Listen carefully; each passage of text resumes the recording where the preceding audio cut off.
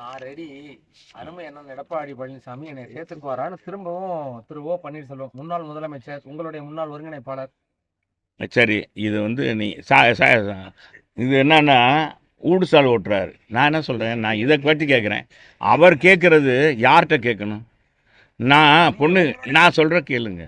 யார்கிட்ட கேட்கணும்? அவர் எப்படி கேட்கணும்? ஊடகம் மூலமாக கேட்பாங்க, இன்னொருத்தர் மூலமாக கேட்பாங்க. ஒரு கட்சியில் சேர்த்துக்கிற இவர் கட்சியில் இவரெல்லாம் ஒருங்கிணைப்பாளர் இருந்திருக்காரு, முதலமைச்சராக இருந்தார். இவர் கட்சியுடைய நிலைப்பாடு தெரியும். இன்றைக்கி இந்த மாதிரி ஊடகத்தில் பேசி தான் அவர் இப்படி ஆகிட்டார். இவர் மட்டும் இல்லை, இவர் கூட பின்னால் இருக்காங்க பாருங்கள், அவங்களையும் பாதிக்க விடுறாங்க.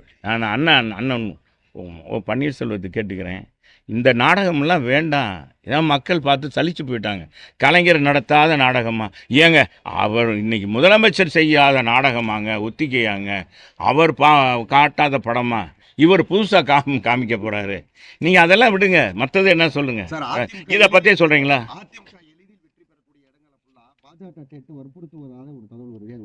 அது உங்களுக்கு வந்திருக்கும், எங்களுக்கெல்லாம் வரல.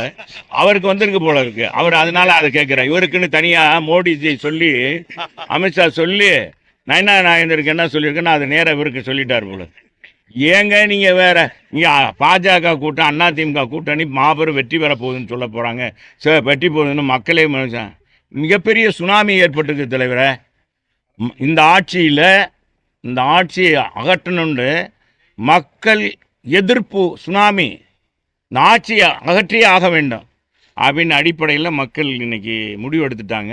அதனால் யார் எத்தனை பேர் கூட்டணியில் அதை சேர்ந்தாலும் சரி, திமுகவோட கூட்டணி வச்சாலும் சரி, அவங்கெல்லாம் இந்த சுனாமியில் அடித்து போயிடுவாங்க. அது உண்மை, அது உறுதி.